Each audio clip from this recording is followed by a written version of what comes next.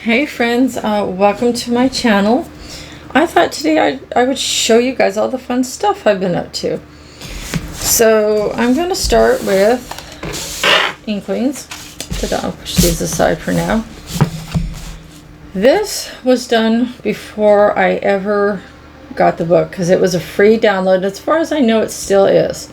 So if you go to Johanna Bashford's website, this should still, I can't guarantee it, but it should still be available. I used Prisma, Neo 2, watercolor, and glitter and regular gel pens. I also used some Micron pens, which I forgot to write down here. But primarily the Neo 2s were for the background. Now, the thing that I'm going to tell you about the background, it's not as hard as you might think. If you would like a separate video on how I did something similar to this, let me know in the comments and I would be happy to do that for you. It's not hard at all. It just requires a little patience, some creativity, and I know you have it. So that is that. I did that back in March. See, I always date my stuff too. But pretty cool, right? Ta-da! So I'm gonna set that aside. Now for the stuff I did in the book. And by the way, there is a video, a flip through of this, a first time reaction. It's the latest video that's up on my book, my channel right now. So please check that out. And I'm going to show you all the fun stuff that I've been working on. So this was the one that I did first, and as you can tell, I had to paint this part of it black, as well as the page over it, and I'll talk about that in a minute. Lord have mercy. This was not that hard as you might think. I used primarily, again, Neo 2s for the background to achieve the galaxy background and a little splatter of paint. The stars were actually already there, drawn by her.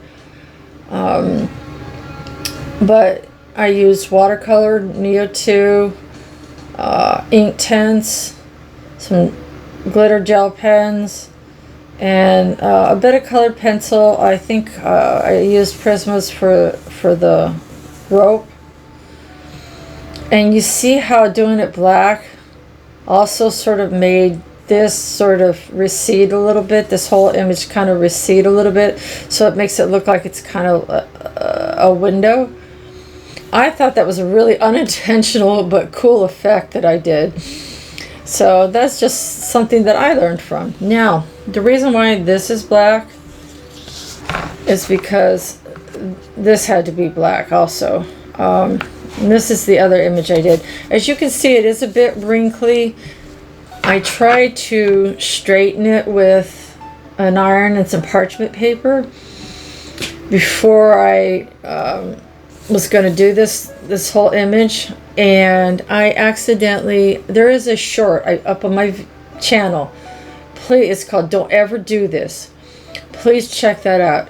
It explains in detail why this paper is the way it is. So I used unbleached parchment paper, and it put brown creases into the paper, and I had to do the others. That's why I had to do this side black, because it bled through to the bottom of it on this side, and I was just like, oh my god. If you had seen this before I painted it black like that, it was horrific, and I didn't bother try to straighten it out anymore. But don't ever, like I said in the short, don't ever use unbleached parchment paper. When you have a craft iron, you also need to make sure that you don't use a high heat setting. Use a medium to low setting, and don't ever ever again. Don't ever use unbleached parchment paper. So, but as you can see, I was able to cover it all up, and I think it came out really, really well. I'm very happy, especially with the butterfly. Wow. The bee, I used Inktense and Prisma and some various kinds of glittery watercolor that I have. And the trick to doing these wings, if you can see the wings, I'll show you. Please excuse the neighbor's dogs, by the way. How I got it like that was I took a color of glitter watercolor and I basically just kind of tried to match it up to what part of the background that the wings were a part of. And I did not put any more solid color. It's all like sheer glittery watercolor. So that's one of your biggest tips if you want to do something like that, is use a translucent medium, either a translucent watercolor or just do a light couple of glazes with a colored pencil. That's how I got it like that. It came out pretty cool, and I love how these flowers came out. So it's basically acrylic paint to cover up what happened with the background part of it, and I used a acrylic marker for the gold lining because I needed it to be precise. The rest of it I just used colored pencils and a little bit of Inktense here and there, and that's about it. And I don't think I have done anything else that I'm aware of. That's a work in progress. Yep, that's it. So the next thing, I just finished this yesterday, by the way. The picture I'm about to show you actually comes from this book. It is in Swedish, I believe. It is from Hanna Karlzon. Now, I did not actually color in the book itself, but I have a flip through on my channel of the whole book, so please check that out. So I'm going to show you the image, and that is it. Ta-da! What do you guys think?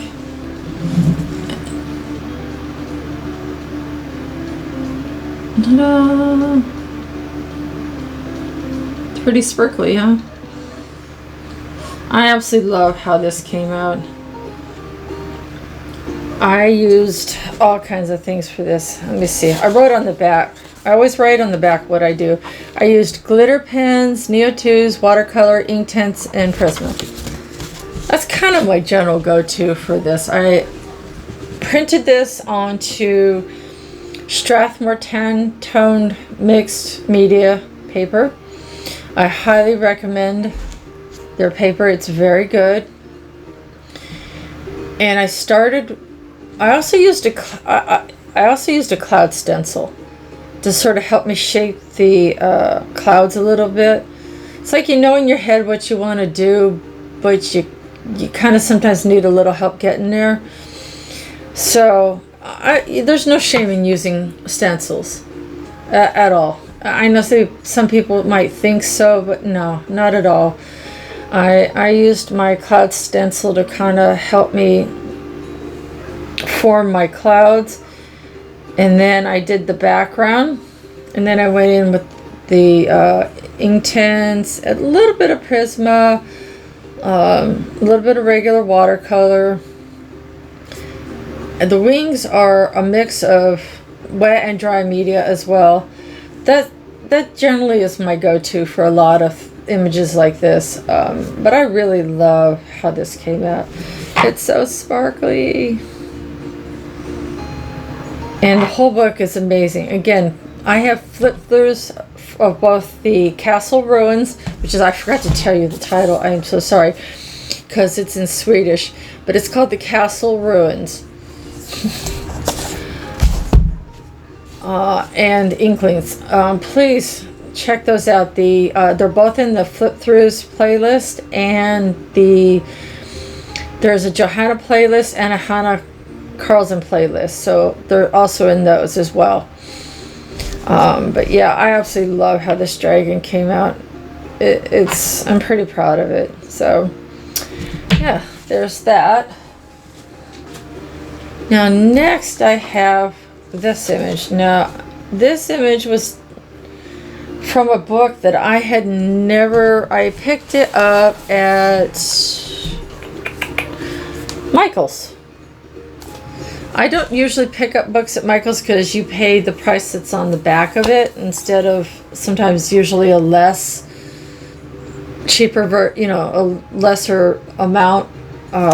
So it says $15.99, so that's probably what I paid for it. I would go on Amazon and see if you can find it cheaper. You probably can, but it was kind of an impulse purchase. I cannot pronounce the name of the author though, but there is also a flip through of this book. I think it's grouped in with several other books in a book haul. So please feel free to check that out as well in my flip throughs playlist. But the name is spelled Neimy, and then the last name is Kanani. I'm not going to disrespect them by trying to pronounce it, but it is a fantastic book, so please check out that review. It's great. Ta-da. And again, I think it's in a book haul, if I'm not mistaken. This image, I wasn't intending on taking them out, but it just kind of came out, and I think... I'm double checking. No, I wanted to double check to see if they were perforated. They're not. So the page just kind of fell out, unfortunately, as I was working on it. Things like that just happen. But I had fun doing this image. I enjoyed it. Let's see. It says I used Neo 2 gel pens and Micron pens, and it looks like I also did some watercolor too. It's fun to mix things like Neo 2 and watercolor because the Neo 2s have a thicker consistency depending on, how much you water it down. They're really great to mix together on top of each other usually. I'll put the Neo 2 first. But yeah, I think this came out pretty good, and you can see I also used a glitter gel pen for the wings a little bit. So yeah, I think that came out pretty good, don't you? Ta-da. Let's see, next we have this image is from the lovely Dura, and I cannot pronounce her last name, but she goes by Dura Draws, or at least she used to. But I really cannot pronounce her last name. But Dura is her first name, and she is a fantastic artist, as you can see. I highly recommend her stuff. Is available on Etsy. It's not overpriced or anything like that. She's such a sweet lady. Her books, I think she has a couple, if I'm not mistaken, but she does a lot of PDFs like this as well. And I had so much fun. Let's see if I wrote in the back what I did. Is it luminance, polychromos pencils, and glitter pens. The skin was a challenge. I used luminance for the skin. Luminance color pencils are the best color pencil you can use for skin, in my opinion. next to Prisma. The way they come together is very, very good for skin. So I would highly recommend it. It is an expensive buy, so you might have to get, a few at a time or save up. But they're well worth it, because that's exactly, what all her skin is that beautiful luminance pencils. I also did luminance for the bunny, and I did the glitter gel pens for her hearts. So it's basically, once again, the typical mixed media type deal. I hope you guys like it. I love how it came out, and I was pretty happy with it. Check Derwa out, though. She really is a fabulous artist. Now, this image is from a book which I actually no longer have the book itself. I have copies of several of the images. And that's a pro tip to make your coloring books last longer, is to take pictures of your favorite images.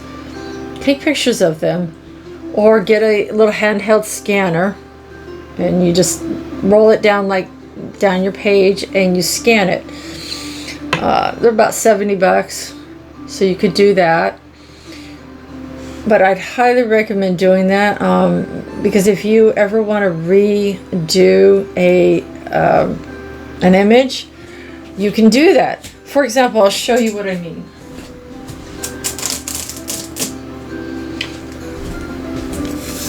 When I lost, I'm going to put this aside for a second. When I lost one of my kitties, I did this, and I had the good sense to take a picture of this first before coloring it, so I don't have to rebuy the book. And it's by Creative Haven, I believe. Teresa Goodridge, I believe, is the one that does a lot of their art.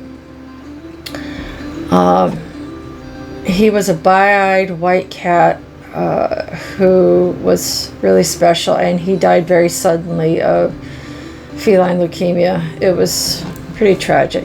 But having said that, this winter I had another cat of mine pass away, and so I reused this image to do a memorial picture of him. His name was Felix, and he also passed away suddenly after we had him for about 5 years. 5 years. And he just started, not doing well, and he ended up passing away of kidney failure at 5. It was just, I don't know. But my point is, if I hadn't had the good sense to save the image, I wouldn't have been able to reuse it for this. I would have had to go and rebuy the book. So, just food for thought, guys. When you're got a favorite picture like that, take a picture of it, and you can scan it and put it into your computer, put it into your a folder so you can find it, and there you go. You can just pull it up and print it out on your printer, and you can have it for future use. You don't have to go out and rebuy the book. Sorry to the authors, but money's tight, and that's just one way to save a little money. I did this with water-soluble crayons, glitter pens, black microns, and that was pretty much it. But that's kind of what he looked like, honestly. He was a black and white tux. He was very special. So now on to this one. I did this image for Easter. And it says, "He is risen." And then there's a piece of a song says, well, it's not a piece of a song. Right here you have, "Where do you seek the living among the dead? He isn't here. He is risen." And it's from Luke 24, 5 and 6. So that seemed appropriate for Easter. And it's by Christina Hamrick. If you are a person of faith, i.e. a Christian, a believer, and I don't say religious because I just find that very insulting, actually, if I'm being truthful. If you're a person of faith, her work will be absolutely right up your alley. She has all kinds of pictures that have scripture on them. She does stuff for like a lot of the churches, their Sunday schools. Very popular with people of faith for obvious reasons. So please check her out. This was just mostly colored pencil. Prisma, I think, mostly some luminance. I really love how the eggs come out. Now, the one thing I did with the eggs is I lined the black outline with a blue Posca to sort of make the eggs blend in a little bit. That's just a pro tip. You can take your outlines, and if you can find a Posca that matches it close enough, like I did right here, you can sort of hide those black lines and it kind of makes the picture pop. If you can't find one that's close to that, then what you can do is get the next closest match and then wait till it's thoroughly dry, and you can lightly color over that, and it can still work that way. So that's just food for thought. But yeah, I really love how that came out. I thought about doing a background for this, but I was like, with the words and all, I just thought it would be way too awkward. But yeah, I hope you guys enjoyed that one. I loved coloring it. Her work, Kristen Hamrick, excuse me. She is fabulous. Now this is one of my little easy coloring books. I have quite a few of these. You know, it's no secret I have vision issues, and I'm waiting on some new glasses to come in. Thank you, Lord. So hopefully that will help. But this is Garden Corners, Bold and Easy. And this is one of the color books that's been my saving grace this spring. And I'll talk about that in a few minutes as to why. This is what I mean by taking a Posca and outlining it. I didn't do it on everything. I did it mostly on the mushrooms and the slug and the flowers and the leaves. This was done, oddly enough, with pastel pencils. Now, as you can see, it only came up a little bit. It will come up a little bit. What I did is I took, when I was done with the picture, this is all pastel pencils, by the way, I used this. It's called Workable Fixative. And you want to do this outside if you can, because it has very strong fumes. So I highly recommend going outside to spray this, or in a well-ventilated area. And it's still going to come off a little bit, as you can tell. I don't know. Maybe you can tell. It comes off a little, but not too bad. Because if you look at the other side of the page, you don't really see too much of the picture. And I didn't have any paper in between it or anything like that. So make sure you spray that with some of that Workable Fixative.